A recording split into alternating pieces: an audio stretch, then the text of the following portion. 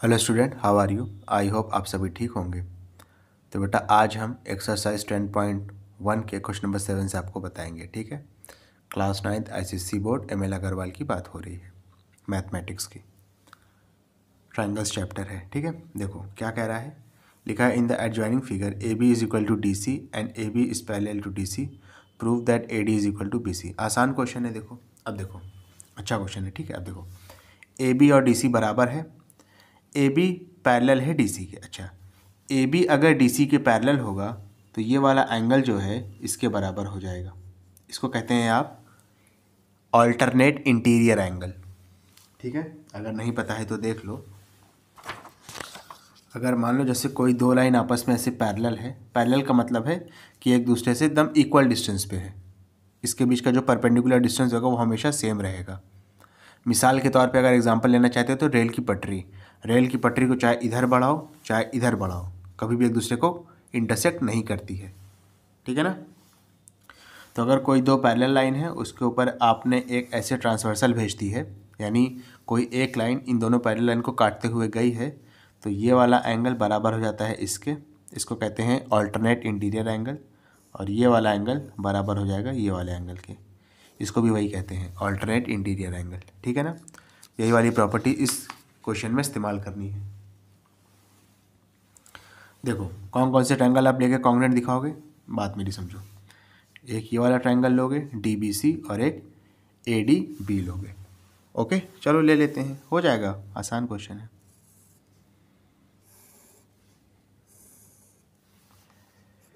ए D B,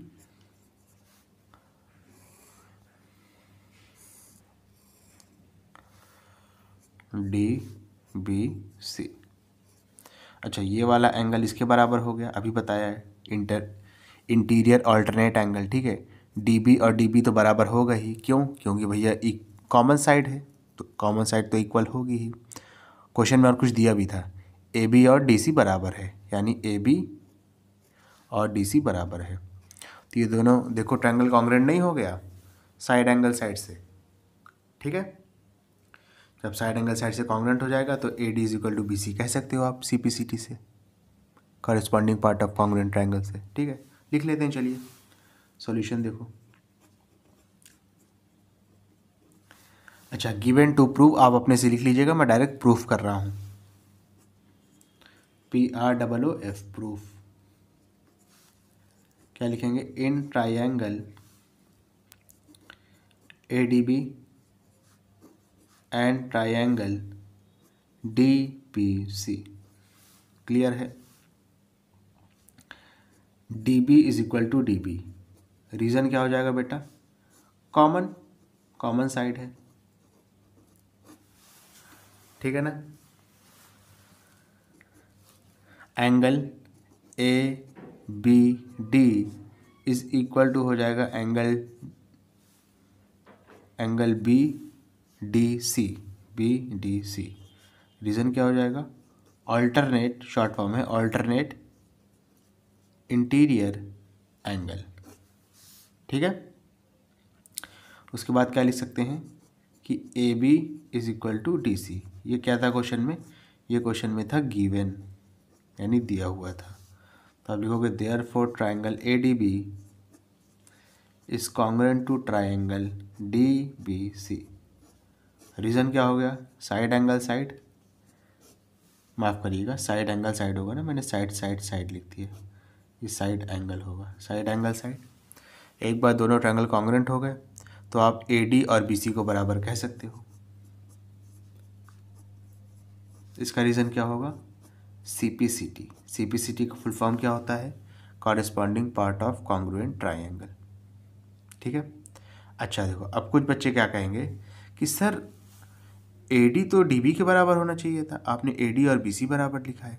ठीक है, तो देखो समझो मेरी बात, आप लिखने को ऐसा लिख सकते हो, कोई दिक्कत वाली बात नहीं है, लेकिन जब इक्वल दिखाने की बारी आएगी तो वही चीज़ दिखाना जो क्वेश्चन में दी हुई है। समझ रहे हो ना मेरी बात? नहीं समझे मेरी बात? मेरा कहने का मतलब है कि चाहे आप ADB लिखो, समझ रहे हो, चाहे ADB लिखो और चाहे BCD लिखो, समझो ए डी बी आपने लिख दिया। ये वाले ट्रायंगल को चाहे आप डी बी सी लिखो चाहे बी सी डी लिखो, बात तो यही वाले ट्रायंगल की हो रही है ना, समझ रहे हो कि नहीं।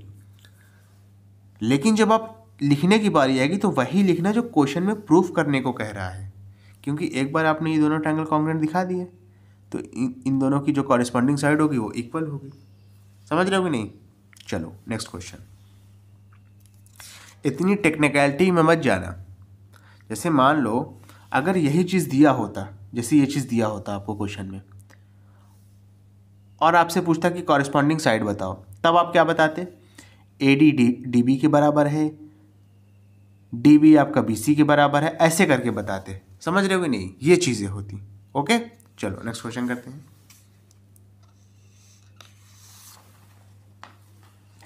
देखो क्या लिखा है, लिखा है in the adjoining figure A C is equal to A E, A B is equal to A D and angle B A D is equal to angle C A E, show that B C is equal to D E. ये थोड़ा अच्छा question है, इसको समझो थोड़ा सा, ठीक है। देखो सॉल्यूशन समझेंगे बाद में बेटा, पहले तो इसमें आप एक चीज़ करो, डी ई को मिलाओ। फर्स्ट ऑफ ऑल क्या करोगे, ज्वाइन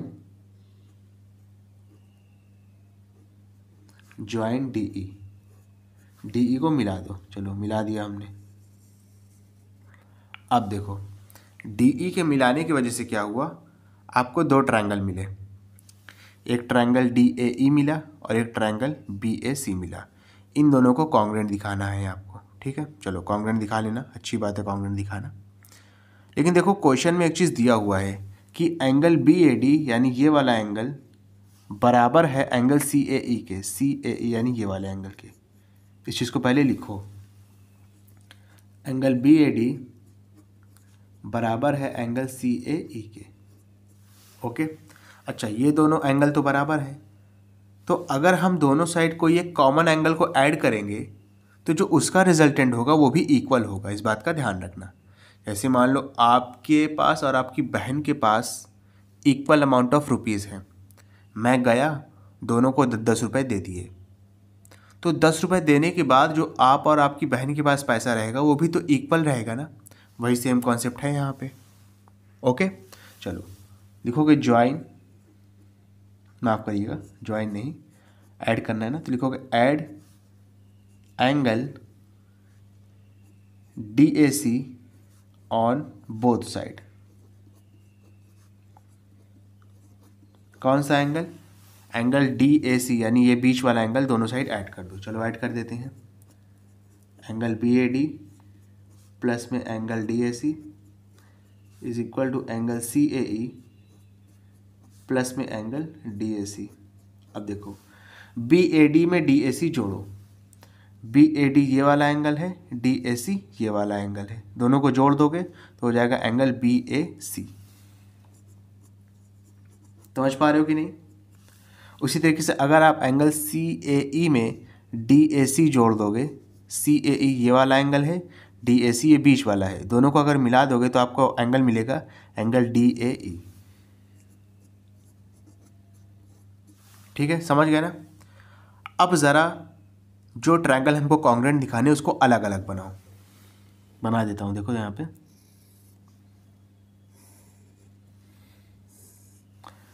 ये है एंगल ए बी सी,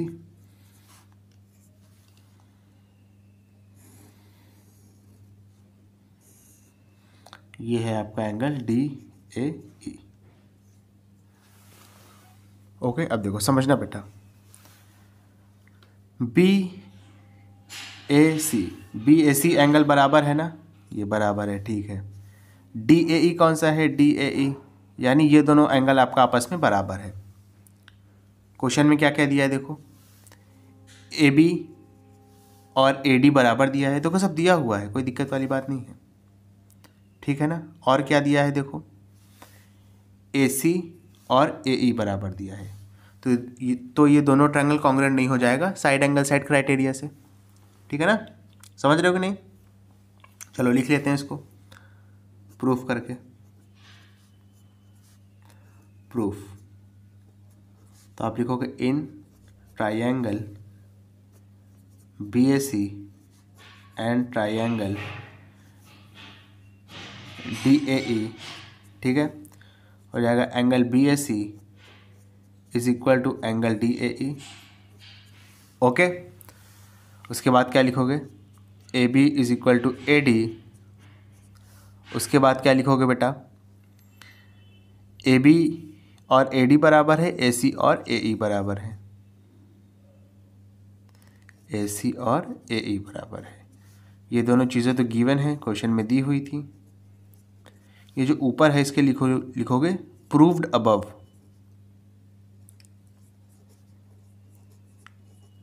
ठीक है, यहाँ पे देखो प्रूफ कर क्या हो ना। अब देखो मैंने तो ऐसे लिख दिया है, लेकिन आप शायद कॉपी में लिखो तो लिखना प्रूव्ड अबव। ठीक है, यानी हमने ऊपर इसको प्रूफ किया है यहाँ पे।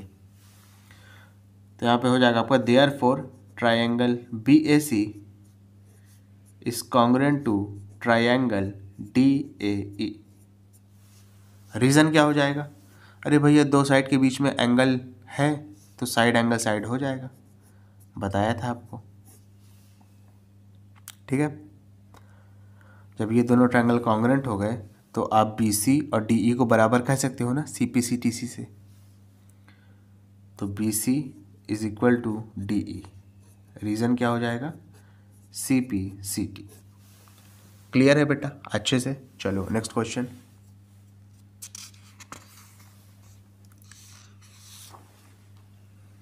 देखिए क्या लिखा है, लिखा है in the adjoining figure A B is equal to C D. A B C D के बराबर है, सी ई बी एफ के बराबर है, एंड एंगल ए सी ई बराबर है एंगल डी बी एफ के। तो प्रूव करना है triangle A C E congruent है ट्रायंगल डी बी एफ के, ए ई बराबर है डी एफ के। आसान क्वेश्चन है, देखो कैसे करेंगे सॉल्यूशन। ठीक है, अब देखो ए बी आपका सी डी के बराबर है, जो क्वेश्चन में लिखा है ए बी आपका सी डी के बराबर है। ये दोनों इक्वल हैं। अगर इसमें कोई कॉमन चीज़ दोनों साइड ऐड कर दी जाए तो रिजल्ट पे कोई फ़र्क तो पड़ेगा नहीं, जो आएगा वो भी इक्वल रहेगा। ठीक है, तो यहाँ पे आप ऐड कर दोगे, adding B C on both side, दोनों साइड बी सी को ऐड कर दो। तो ए बी में जोड़ें बी सी और सी डी में भी जोड़ दिया आपने बी सी।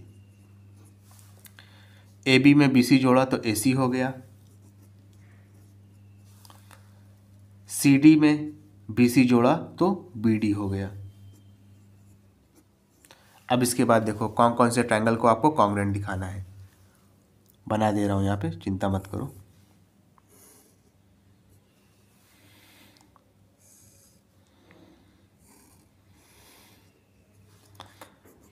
ए सी ई ट्रायंगल और बी डी एफ ट्रायंगल। ठीक है, देखो क्या हो जाएगा, ए सी आपका बी डी के बराबर है। ओके, एंगल ए सी ई यानी ये वाला एंगल बराबर है एंगल डी बी एफ के, डी बी एफ के यानी ये वाले एंगल के बराबर। समझ रहे हो ना, क्वेश्चन में और कुछ भी दिया है कि सी ई बी एफ के बराबर है, सी ई आपका बी एफ के बराबर है। तो देखो ये दोनों ट्रायंगल कॉन्ग्रुएंट हो गए ना साइड एंगल साइड से, इसको लिख लेंगे यहाँ पे। तो लिखोगे प्रूफ हो जाएगा in triangle A E C and triangle B D F. क्या क्या हो जाएगा देखो, angle A C E equal हो जाएगा एंगल डी बी एफ के। ठीक है, ए सी बराबर हो जाएगा बी डी के। अच्छा, ए सी और बी डी ये क्वेश्चन में गिवन नहीं था, ये आपने पी ए किया है। पी ए का मतलब प्रूव्ड अबव, ये चीज़ क्वेश्चन में गिवन थी जो एंगल के बारे में है। ठीक है, और सी ई और बी एफ बराबर है आपस में, ये भी क्वेश्चन में गिवन था। सी ई और बी एफ बराबर है, ये भी क्वेश्चन में क्या था, गिवन था। Therefore triangle AEC is congruent to triangle BDF। Reason क्या होगा बेटा, रीज़न हो जाएगा साइड एंगल साइड। क्लियर है, साइड एंगल साइड से दोनों ट्रायंगल कॉन्ग्रुएंट हो गए। ठीक है, तो आप ए ई और एफ डी या डी एफ को बराबर कह सकते हो सी पी सी टी सी से, बिल्कुल कह सकते हो। A E is equal to हो जाएगा डी एफ, रीज़न क्या हो गया, C P C T corresponding part of congruent triangle. तो ए ई सी और एंगल डी बी एफ आपने कॉन्ग्रेंट दिखा दिया, ठीक है, समझ रहे हो ना। अब देखो समझो मेरी बात, वही चीज़ है, चाहे ए ई सी लिखो चाहे ए सी ई लिखो, भैया बात तो सेम है ना, समझ रहे हो कि नहीं मेरी बात, ठीक है। तो उसमें इस चक्कर में आप कंफ्यूज मत होना, ठीक है ना। चलिए स्टूडेंट, इसके बाद अपना जो नेक्स्ट का क्वेश्चन है, आगे का क्वेश्चन, वो हम लोग नेक्स्ट वीडियो में करेंगे। Thank you.